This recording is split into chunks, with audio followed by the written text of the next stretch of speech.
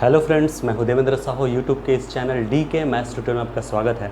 आज हम function of complex variables chapter start करने वाले हैं। अगर आप चैनल को अभी तक सब्सक्राइब नहीं किए हैं तो प्लीज़ सब्सक्राइब कर लीजिए। वीडियो को शुरू से आखिर तक जरूर देखिए।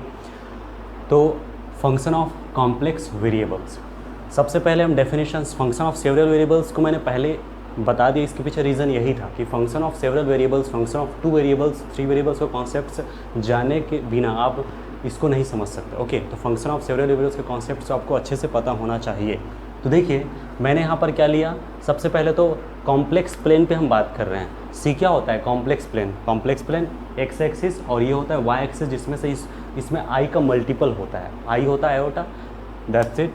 ये हमारा एक्स एक्सिस और ये होता है आई वाई एक्सिस। आप ऐसा बोलो ज़्यादा बेटर है, रियल एक्सिस और इमेजिनरी एक्सिस। ओके, और इसको बोलते हैं अपन कॉम्प्लेक्स प्लेन। ठीक है, मैंने कॉम्प्लेक्स नंबर्स का एक प्लेलिस्ट बनाया था जिसमें 2 वीडियोस है, आप उसको बिल्कुल देख सकते हैं, जिसमें आप बेसिक्स क्लियर कर सकते हैं। तो देखिए, पहले मैं डेफिनेशन क्लियर करा रहा हूँ। Let 5 from D is contained in C and let F from D to C such that F of Z equal to U plus I V. Okay, किस फॉर्मेट में है? यू प्लस आई वी के format में define होता है, जो कि फिर से कॉम्प्लेक्स का फॉर्मेट हुआ। तो ये जो फंक्शन है, ठीक है ना, फंक्शन की वैल्यूड भी आपका कॉम्प्लेक्स, ओके, और जो मैप कर रहा है वो भी कॉम्प्लेक्स के फॉर्मेट में होता है। सो ये हुआ हमारा कॉम्प्लेक्स वेरिएबल्स का फंक्शन, और ये बताता है कॉम्प्लेक्स वैल्यूड है करके। कुल मिला के अगर मैं कहूँ तो ये है, it is called complex variable का फंक्शन, जिसे हम बोलते हैं function of complex variables. Clear? अब देखिए, define s equal to xy such that x plus iy belongs to d is contained in R2, then u he from s to r are real valued functions। तो आप देख पा रहे हैं कि हमने क्या किया। f डिफाइन है d to c में, जिसमें d सबसेट है कॉम्प्लेक्स प्लेन का। ठीक है, तो इनपुट आएगा z के फॉर्मेट में, z means x plus I Y का फॉर्मेट, और f ऑफ z जो इमेज जाएगा वो फिर से कॉम्प्लेक्स में होगा, मतलब u plus I V type में। तो जो u होता है ये फंक्शन ऑफ 2 वेरिएबल होता है, v होता है फंक्शन ऑफ 2 वेरिएबल, जिसमें से u जो डिफाइन होता है, u डिफाइन होता है s टू r में, v भी डिफाइन होता है s टू r में, और ये जो s है वो क्या होता है? ये s क्या है? s है ऐसे पेयर्स को कलेक्ट करना है, मतलब R2 का सबसेट होगा, ऐसे पेयर्स को कलेक्ट करना है जिसका कॉम्बिनेशन d में है। इसका मतलब ये हुआ d के अंदर जितने भी कॉम्बिनेशंस में एलिमेंट होंगे उनके पेयर्स का कलेक्शन होगा s। क्लियर है? उसमें डिफाइन होता है योर भी। क्लियर है? बार बार आप रिवाइज करेंगे तो ऑटोमेटिकली क्लियर हो जाएगा। आई होप ये क्लियर हो गया होगा। तो ये कहलाता है function of several, function of complex variables. Short में इसको w equals to U plus I V के फॉर्मेट में भी हम शो करते हैं। क्लियर हुआ? अब देखिए, मैंने यहाँ पर एग्जाम्पल्स लिया है। F from C to C such that F of Z equal to Z bar. Input z से आ रहा है और आउटपुट भी z बार के फॉर्मेट में। दैट मतलब ये फिर किस फॉर्मेट में कौन सा फंक्शन हुआ? ये कॉम्प्लेक्स वेरिएबल का function, function of complex variable. z bar, bar actually conjugate को शो करता है ना, तो z मीन्स है x प्लस आई वाई, उनका बार यानी कॉन्जुगेट। कॉन्जुगेट एक्चुअली क्या करता है? I bar equals to minus I. हमें पता है कि complex numbers are always form of conjugate, complex conjugate के फॉर्मेट में हमेशा होते हैं जो कॉम्प्लेक्स नंबर होते हैं वो। ठीक है, तो ये जो i का बार होता है माइनस आई होता है, दैट्स ये इंपॉर्टेंट है। तो ये हो जाएगा x minus I Y. Important ये था कि एफ ऑफ जेड जेड बार है जो कि है x माइनस आई वाई, इसमें से u और ये v, तो u प्लस आई वी के फॉर्मेट में आ गया। अब u कैसे डिफाइन होगा? तो आप ये देखिए, फंक्शन f की डोमेन क्या है? c है। अब c के अंदर ये हमारा पूरा c है। अब c के अंदर जितने भी पेयर्स में एलिमेंट होंगे, c के अंदर जितने भी कॉम्बिनेशंस में एलिमेंट होंगे, c इनका डोमेन है, इनके डोमेन के अंदर जितने भी एलिमेंट्स होते हैं कॉम्बिनेशन में होते हैं, उन combinations x plus I Y के फॉर्मेट में होगा, उनको पेयर्स में ले लीजिए, एक्स वाई के फॉर्मेट में होगा, तो क्या हो जाएगा? वो हो जाएगा पूरा R2। तो R2 इनके लिए डोमेन है और इनके लिए भी डोमेन है। क्लियर हुआ ना? कॉम्प्लेक्स प्लेन जो होता है उसमें पेयर्स में एलिमेंट होता है, ये रियल एक्सिस होता है, इमेजिनरी एक्सिस होता है। इसमें आप i को हटा रहे हैं एक तरह से, तो ये क्या बन गया? R2 बन गया ना, वही u और v के लिए डोमेन होगा। तो u डिफाइन है u of X Y equal to X के फॉर्मेट में, और v डिफाइन है v of X Y equal to minus Y के फॉर्मेट में। क्लियर? एक और एग्जांपल मैं ले रहा हूँ, देखिए, है ना,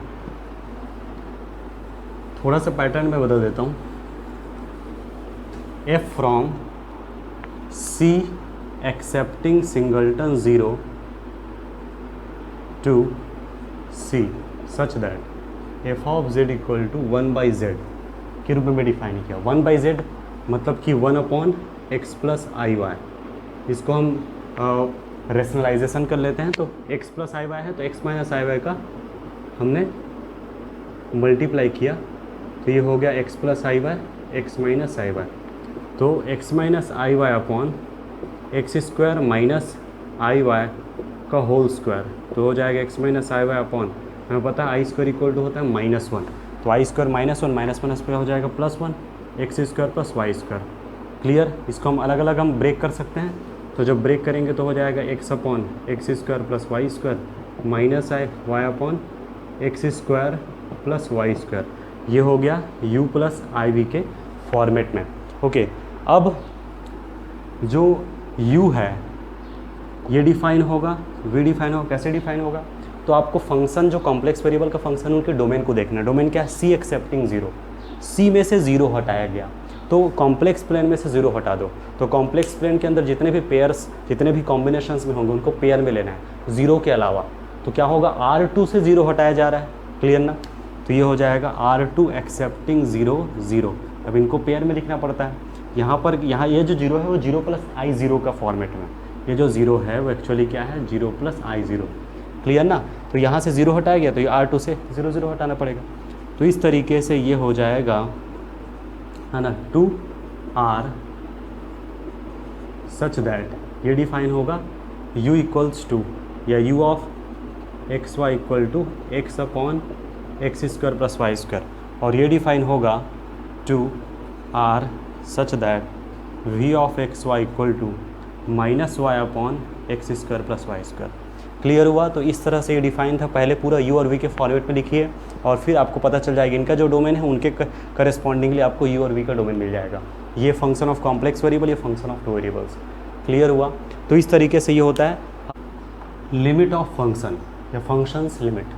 definition: let f from d is contained in C to C be a complex function and let z naught belongs to d dash, that is z naught is limit point of d. Then L equals to L1 plus IL2 belongs to C is said to be limit of function f if for every epsilon is greater than 0 there exists delta greater than 0 such that mod of f of z minus L less than epsilon whenever 0 less than mod of z minus z naught less than delta। Epsilon delta technique का definition है। Okay, और ये जो definition हम दे रहे हैं limit function of limit का, लिमिट ऑफ फंक्शन का है। फंक्शन की लिमिट के बारे में जब हम बात करते हैं तो फंक्शन के डोमेन के लिमिट पॉइंट पे हम चेक करते हैं। फंक्शन की कॉन्टिन्यूटी की बात करते हैं तो फंक्शन के डोमेन के पॉइंट पे चेक करते हैं, और फंक्शन के डिफरेंशियबिलिटी की जब बात करते हैं तो फंक्शन के डोमेन के इंटीरियर पॉइंट पे चेक करते हैं। ये हमें अच्छे से याद रखना, चाहे वह जो है रियल वैल्यूड हो, चाहे फंक्शन ऑफ टू वेरिएबल हो, फंक्शन ऑफ थ्री वेरिएबल हो, चाहे कॉम्प्लेक्स का फंक्शन हो, कोई भी फंक्शन हो, ये कॉन्सेप्ट हमेशा अप्लाई होगा। तो यहाँ पर ये जो फंक्शन दिया गया है कॉम्प्लेक्स फंक्शन है या कॉम्प्लेक्स वेरिएबल का फंक्शन है, और आपने पॉइंट उठाया इन डी का एक लिमिट पॉइंट। अब इस लिमिट पॉइंट आपने जो लिया, इस पॉइंट पर एल को मैं फंक्शन की लिमिट बोलूँगा if for every epsilon is greater than 0 there exist delta greater than 0। ये कंडीशन होल्ड होना चाहिए, यानी कि दिस व्हेनेवर दिस, इसका मतलब दिस इम्प्लाइज दिस, यही होता है ना। दिस व्हेनेवर दिस का मतलब क्या? This implies this. इसका मतलब इन दोनों के जैसे जैसे आप z को z0 की ओर अप्रोच करोगे, whenever z approaches to z0 then function approaches to this point l। Clear है? या दूसरे अगर मीनिंग में हम कहें तो इनके बीच के डिस्टेंस को मैं जितना चाहे कम कर सकता हूँ। अब भाई ये इधर जाएगा, इसका मतलब क्या है? आप जैसे जैसे z को z0 की ओर ले जा रहे हैं और 0 से बड़ा मतलब कुछ न कुछ डिस्टेंस है ना, मतलब उधर ले जा रहे हैं आप, z को z0 की ओर ले जा रहे हैं, वैसे वैसे function f of z l की ओर जा रहे हैं। अब function f of z l की ओर जितना जाएगा उतना डिस्टेंस कम होता जाएगा। क्लियर? तो इस डिस्टेंस को जितना चाहे आप कम कर सकते हो। तो ये पहला डेफिनेशन होता है एप्सिलॉन डेल टेक्निक का। सेकंड डेफिनेशन होता है ये वाला, जिनका यूज़ बहुत होता है। एप्सिलॉन डेल टेक्निक का यूज़ स्टैंडर्ड फॉर्म है, हो सके कभी होगा, बट हम ज़्यादातर केसेस में इसका यूज़ करते हैं। एक और डेफिनेशन है ना, सीक्वेंस अप्रोच वाला, वो भी देखेंगे, लेकिन सबसे ज़्यादा ये यूज़ होता है। ठीक, तो देखिए, let f from d is contained in C to C be a complex function such that f of z equal to u of x y plus i v of x y। Clear है?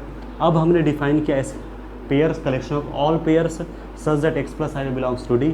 ये जो function की domain है उसके अंदर जितने भी पहले एलिमेंट्स होंगे सबके सब कॉम्बिनेशंस में होंगे, उनके पेयर्स को कलेक्ट करना है। x प्लस i y का फॉर्मेट इसमें होगा, उनमें x y को कलेक्ट करना है।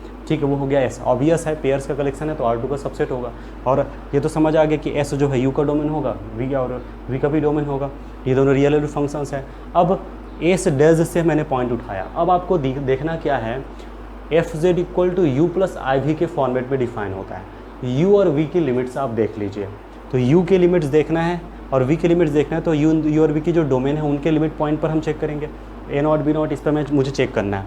तो जैसे जैसे अब ये जो हमने पॉइंट उठाया Z naught equal to A naught plus I B naught, अब ये जो A naught B naught pair के फॉर्मेट में लिखूंगा, है ना, उसको कॉम्बिनेशन में लिखूंगा तो ये होगा जो कि डी डेज में जाएगा, ऑब्वियस है। Okay, L equal to L one plus I L two belongs to C is said to be limit of F at Z naught if L1 and L2 are limits of U and V at A naught B naught. यानी कि जब कभी भी आप A naught और B naught, है ना, जब कभी भी आप जो एक्स वाई है उनको आप ए नॉट बी नॉट की अप्रोच करेंगे तो ये जो U जो है L1 की ओर जाएगा और V जो है L2 की ओर जाएगा, तब L1 प्लस L तब एफ ऑफ जेड जो है L1 प्लस आई L2 की ओर जाएगा। ठीक है, तो ये हमें ध्यान रखना है। दैट इज़ यहाँ पर ये हुआ, इसका मतलब क्या हुआ, clearly limit Z tends to Z naught F of Z equal to L if and only limit x Y tends to A naught B naught. ये फंक्शन ऑफ टू वेरिएबल्स हैं बट रियल वैल्यूड है, ये ध्यान रखना है। इसमें complex है, ये भी हमें ध्यान रखना चाहिए, मतलब इधर है ना वैल्यूड वन है ना भाई, ये बिल्कुल दिमाग में सेट रखना है। तो X naught Y naught A naught B naught u of x y equal to L1 and limit x y tends to a naught b naught v of x y equal to L2। तो हमें ये याद रखना है, perfect. Overall हमें ये ध्यान रखना है। तो क्या चीज़ है, clearly limit z tends to z naught f of z equal to L if and only if limit x y tends to a naught b naught u of x y equal to L1 and limit x Y tends to A naught B naught V of X Y equal to L2। ठीक, तो आप क्या कीजिए, इनकी अगर limit को देखना है तो आप u की लिमिट और v की लिमिट देख लीजिए, दोनों का जो कॉम्बिनेशन होगा, l का मतलब क्या है, l मीन्स L1 प्लस आई L2, इन दोनों का जो कॉम्बिनेशन होगा इनका लिमिट हो जाएगा। क्लियर है। अब हम देखेंगे examples. F from C to C excepting singleton 0 to C such that F of Z equal to X sine 1 by Y plus Y sine 1 by X plus I sine X plus cos Y. ये हमें दिया गया है, हमें check करना है function. देखिए याद रखिए, फंक्शन के डोमेन के लिमिट पॉइंट है ना, कोई भी होगा उस पर चेक करते हैं। 0 हटा है यहाँ से लेकिन लिमिट पॉइंट तो है, ठीक है ना। 0 पर सेंटर्ड आप जितने भी नेबर तैयार करेंगे इसके अंदर के इन्फिनिटी मेनी पॉइंट्स कंटेन करेंगे, श्योर है, ये डन है, इसमें कोई दिक्कत वाली बात नहीं। ठीक है, इंपॉर्टेंट क्या है, F of Z equal to जो डिफाइन किया आपने उसमें से देखिए यू और वी क्या है, तो हियर यू डिफाइन होगा R2 एक्सेप्टिंग 0 0। अब यहाँ देख के डायरेक्ट आपको पता चल पा रहा होगा, C के जगह हम R2 समझ लीजिए, 0 0 0 हो गया, एक ट्रिक है ना। 2R सच दैट ये हो जाएगा F of Z equal to U of X Y equal to हो जाएगा X sine 1 by Y plus Y sine 1 by X and v from R2 excepting singleton 0 0 such that v of X Y equal to sine X plus cos Y. Okay, इनकी limit और इनकी limits को मुझे देखना है। What is the limit of u and what is the limit of v, और जो जो लिमिट निकलेगा उनका combination, that is L1 plus I L2 which is the limit of f। Clear है। तो सबसे पहले फाइंड करना है इनकी लिमिट। अब इनकी लिमिट फाइंड करना है तो इसकी लिमिट मैंने जस्ट फंक्शन ऑफ वेरिएबल्स में लिमिट फंक्शन जो मैंने जस्ट बताया था उसमें फर्स्ट जस्ट मैंने सेकंड एग्जांपल के तौर पे दिया था, ये वाला आपको वहाँ मिल जाएगा। इसका प्रूफ एप्सिलॉन डेल टेक्निक से मैंने लिया था, चाहे तो आप डायरेक्ट देख भी सकते हैं। X sine 1 by Y plus Y sine 1 by X less than or equal to mod of X mod of sine 1 by Y plus mod of Y mod of sine 1 by X. तो ये हो जाएगा less than or equal to mod of, इसको x minus 0 इसको y minus 0 कर सकते हैं, less than delta plus less than delta. आप क्या लेकर चलते हैं, ये लेकर चलते हैं, और ये क्या लाना रहता है, लेस देन एप्सिलॉन लाना रहता है। जो भी आया 2 डेल्टा इक्वल टू एप्सिलॉन, तो ये हो जाएगा when delta equal to epsilon by 2। मिल गया डेल्टा की वैल्यू एप्सिलॉन बाई 2 करके, यानी for every epsilon is greater than 0 there exist delta greater than 0 such that, है ना, क्या हो जाएगा, दिस -0 एक्चुअली था, इसे मैंने लिखा नहीं था, ये था ना। अब लेस देन क्या था, epsilon. Whenever mod of x minus 0 less than delta, mod of y minus 0 less than delta, ठीक है, ये भी आप लिख सकते हैं। इसी को mod of xy minus 0 0 less than delta लिख सकते हैं। ये पॉइंट क्या है, 0 प्लस I0, किस पर चेक करना है आपको, 0 0 पेयर में होगा ना ये, है ना, 0 0, ठीक, इस पे चेक करना है आपको लिमिट इनकी और इनकी। तो इसकी लिमिट क्या आया, इसकी लिमिट आया, यहाँ से पता चल गया, देयरफॉर लिमिट, यहाँ मैं अलग से लिख देता हूँ, तो ये हुआ hence limit xy tends to 0 0, ये है आपका u ऑफ xy आया 0, कन्फर्म। इसकी लिमिट देखना है 0 0 पर, तो ये आप आसानी से डायरेक्ट देख सकते हैं, लिमिट xy टेंस टू 0 0, है ना, साइन 0 प्लस कॉस 0। मैं डायरेक्ट क्या क्यों देख पा रहा हूँ, एप्सिलॉन डेल टेक्निक से भी आप जा सकते हैं, एप्सिलॉन डेल टेक्निक से भी आप जा सकते हैं, लेकिन आप डायरेक्ट कैसे जाने, साइन एक्स डिफरेंशिएबल एवरीवेयर है, तो कॉन्टिन्यूस एवरीवेयर हुआ, मतलब लिमिट एग्जिस्ट करेगा, ये भी लिमिट एग्जिस्ट करेगा। जब डायरेक्टली जो फंक्शन होता है डिफरेंशिएबल एवरीवेयर वाला कंडीशन, मैं ट्रिक बताता हूँ, जो पॉइंट रहता है डायरेक्ट उसको रख दो, 0 रखो, यहाँ पर 0 रखो, क्योंकि एक्स वाई क्या था 0 0, तो sine 0 plus cos 0, 0 plus 1 that is 1, directly आपको पता चल गया, ये है आपका 1, ठीक, ये हमारा L1 है, ये हमारा L2 है। इसका मतलब therefore limit z tends to z0 मतलब 0, ठीक, और ये होगा f of z equal to L1 plus IL2, तो क्या हो जाएगा 0 प्लस I1 मतलब कि I, तो ये लिमिट हो गया इनका, क्लियर। तो इनकी लिमिट ये दिया था आपको फंक्शन, उसको पहले u और v को लिखे, u की लिमिट है ना 0 0 पर देखे, v की लिमिट 0 0 पर देखे, इनकी लिमिट आया 0, ये बनाया, दोनों का कॉम्बिनेशन हो गया इनकी लिमिट, कन्फर्म। तो इस तरह से होता है, खुद से एग्जांपल भी लीजिए और बहुत सारे एग्जांपल्स आप लेते जाइए ताकि क्लियर होता जाए, ठीक है, और डाउट होता है बिल्कुल कमेंट कर सकते हैं। एक और एग्जांपल देख लेते हैं ताकि क्लियर हो अच्छे से। Example 2, f from c to c such that f of z equal to x square y upon x square plus y square plus i x y square upon x square plus y square, this is u and this is v, okay. So u from r2 to r, ये c है तो r2, u from r2 to r such that u of x y equal to x square y upon x square plus y square, v from r2 to r such that v of X Y equal to X Y square upon x square plus Y square, okay, ये हो गया point जैसे हमें दिया हुआ है 0 equal to 0 plus I0, okay. ये बाकी पॉइंट्स में कोई दिक्कत है ही नहीं, बाकी पॉइंट्स में लिमिट एग्जिस्ट करेगा, श्योर है, ये दिया है हमें, इसका मतलब क्या हो जाएगा 0 0 ना, ठीक। तो हम चेक करेंगे इनका लिमिट और इनका, है ना, तो limit x Y tends to 0 0 u of X Y, बोले तो limit x Y tends to 0 0 x square Y upon x square plus Y square, क्या है ये 0, कैसे सोचिए कैसे हुआ ये, limit x Y tends to 0 0 v of X Y equal to limit x Y tends to 0 0 X Y square upon x square plus Y square 0। अब ये कैसे, मैंने ट्रिक लिखाया था याद अगर होगा तो, और उसको प्रूफ भी आप आसानी से कर सकते हैं, कोई दिक्कत नहीं है।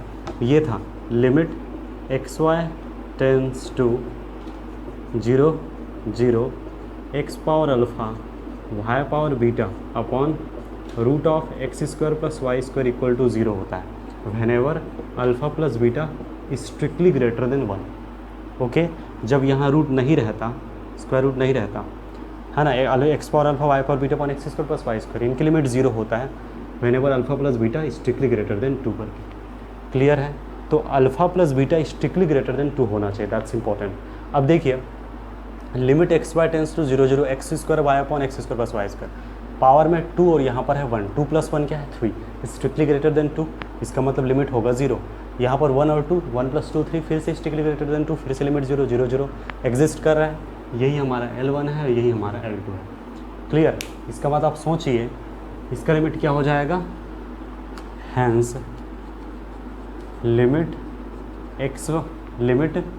z tends to 0 f of z equal to limit z tends to 0, जो भी दिया था f ऑफ z, इनकी लिमिट हो जाएगा L1 + IL2 0 + I0 यानी कि 0। क्लियर हुआ? तो इस तरीके से u और v की जो लिमिट थी 0 और 0 आया, फिर उनका कॉम्बिनेशन हो गया f ऑफ z की लिमिट। अब हम देखेंगे जिसे आप हैंस थ्योरम करके आप बोलते थे रियल एनालिसिस के अंदर, उसी को हम यहाँ भी डिफाइन करेंगे। अदर डेफिनेशन ऑफ लिमिट, ये सीक्वेंस अप्रोच है ना, इसको ध्यान रखना।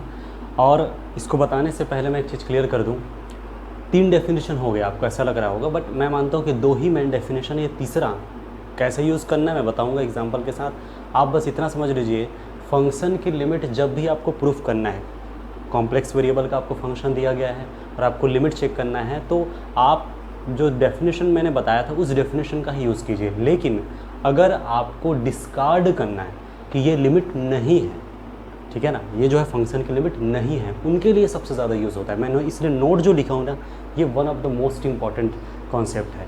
वहाँ भी था रियल एनालिसिस में और कॉम्प्लेक्स में भी है। बहुत ही इंपॉर्टेंट और बहुत इंटरेस्टिंग रिजल्ट है ये, इनका यूज़ करके बताऊँगा 2-3 एग्जाम्पल्स ले करके, जिनको आप प्रैक्टिस कीजिएगा। तो पहले जो डेफिनेशन उनको ही देख लेते हैं हम। डेफिनेशन तो है, लेकिन सबसे ज़्यादा जो यूज़ होता है वो हम इसी का करते हैं। परफेक्ट। तो डेफिनेशन ये है, let f from D contained in C to C be a complex function and let z0 belongs to D dash, that is limit point of t, then L equals to L1 + IL2 belongs to C set to be limit of f at z0 if whenever sequence zn approaches to zn z0 then directly implies f of zn approaches to L। ये जो zn sequence जो लिया जा रहा है वो कहाँ से लिया जा रहा है, D एक्सेप्टिंग z0। तो आप देख पा रहे हैं कि एक फंक्शन लिया गया, कॉम्प्लेक्स फंक्शन, उनकी आपको लिमिट चेक करना है। तो जिस पॉइंट पे आप चेक कर रहे हो उस पॉइंट को और कन्वर्ज करने वाले जितने पॉसिबल सीक्वेंसेस आप ले पाओ, जो भी सीक्वेंस, याद रखना नॉन कांस्टेंट सीक्वेंस ना, इस बात से क्लियर हो जाना चाहिए। Zn belongs to D excepting Z0 का मतलब क्या है, जो Zn है वो कांस्टेंट या इवेंचुअली कांस्टेंट सीक्वेंस नहीं होना चाहिए, कोई नॉन कांस्टेंट सीक्वेंस ही लेना है। Non constant, non eventually constant sequence आपको उठाना है। तो Z0 की ओर कन्वर्ज करने वाले जो भी आप सीक्वेंस लोगे, है ना, उनका जो इमेज है वो L की ओर ही जाना चाहिए। कोई भी सीक्वेंस आप उठाओ, चाहे जितने भी पॉसिबल सीक्वेंसेस होंगे Z0 की ओर कन्वर्ज करने वाले, उनके करस्पॉन्डेंस इमेज L की ओर ही जाना चाहिए। तब बोलेंगे कि L is limit of F।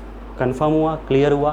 तो ये पॉसिबल नहीं होता। आप सोचिए ना कि आप बार बार के सीक्वेंस उठाते जाओगे, ये थोड़ा दिक्कत होता है। इसलिए मैंने बोला कि आप लिमिट जब चेक करना होता है तो पहले वाले जो डेफिनेशन उसी का यूज़ कीजिए। लेकिन डिस्कार्ड जब करना होता है कि लिमिट नहीं है, उनके लिए ये आपके पास है, रेडी है, बहुत इंपॉर्टेंट है। देखिए, if there exist 2 sequences Zn and Zn dash from D accepting Z0 such that this converges to this and this converges to it, but ये जो है f of Zn वो L1 की ओर जा रहा है और f of Zn dash L2 की ओर जा रहा है, जिसमें से L1 और L2 दोनों डिस्टिंक्ट हैं, then directly implies limit z tends to Z0 f of z does not exist. Clear हुआ? क्या बोल रहा है, आप 2 सीक्वेंस, 2 नॉन कांस्टेंट सीक्वेंस ढूंढ लीजिए D एक्सेप्टिंग Z0 से, जो Z0 की ओर तो कन्वर्ज करता है लेकिन उनका जो इमेज है वो अलग अलग जा रहा है। भाई आपने जो डेफिनेशन बोला उसमें क्या था, जितने भी पॉसिबल सीक्वेंस उठाओगे Z0 की ओर कन्वर्ज करने वाला, उसका जो इमेज है वो L की ओर ही जाना चाहिए। लेकिन कम से कम आपको 2 ऐसे सीक्वेंस मिल जाए जो Z0 की ओर तो जा रहा है लेकिन इमेज अलग अलग जा रहा है, इसका मतलब लिमिट कहाँ हुआ? सो लिमिट एग्जिस्ट नहीं करेगा। ठीक है, एग्जाम्पल्स देख लीजिए।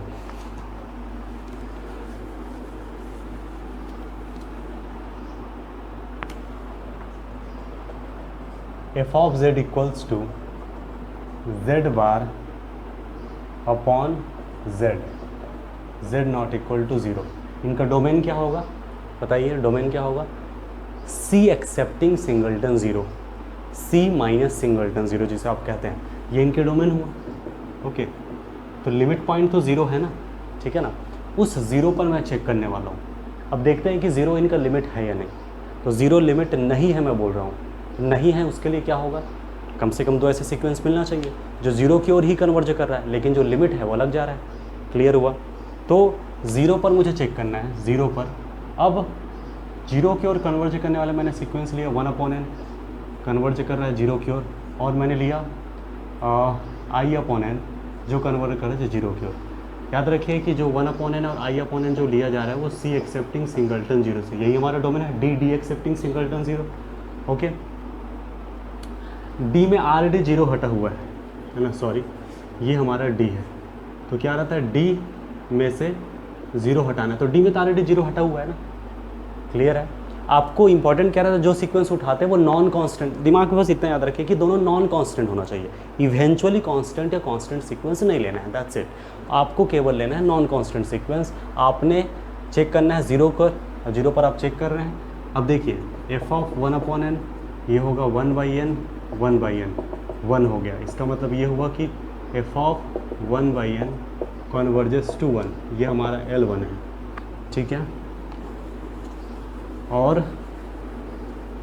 f(i/n) ये हो गया i/n का बार, यहाँ भी बार था ना, बट बार का कोई इफेक्ट नहीं पड़ेगा because this is real, but ये है ना हमारा जो है इफेक्ट इसमें पड़ेगा -i/n अपॉन i/n, ये होगा -1। इसका मतलब हुआ f(i/n) कन्वर्जेस टू -1 जो कि L2 है।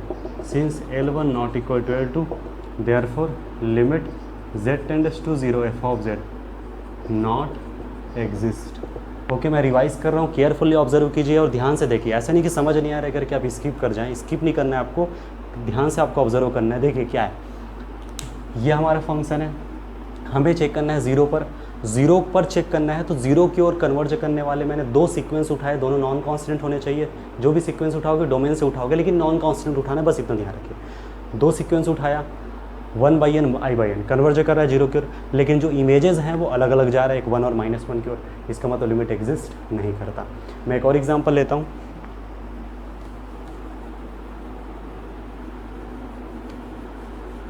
देखिए ना, ये बहुत कन्फ्यूजनेबल एग्जांपल है जो मैं ले रहा हूँ। आप देखेंगे तो ऐसा लगेगा कि हाँ इसका लिमिट एग्जिस्ट करता है, बट अब देखिए ऑब्जर्व कीजिए, e⁻⁻² ये सेम यही है।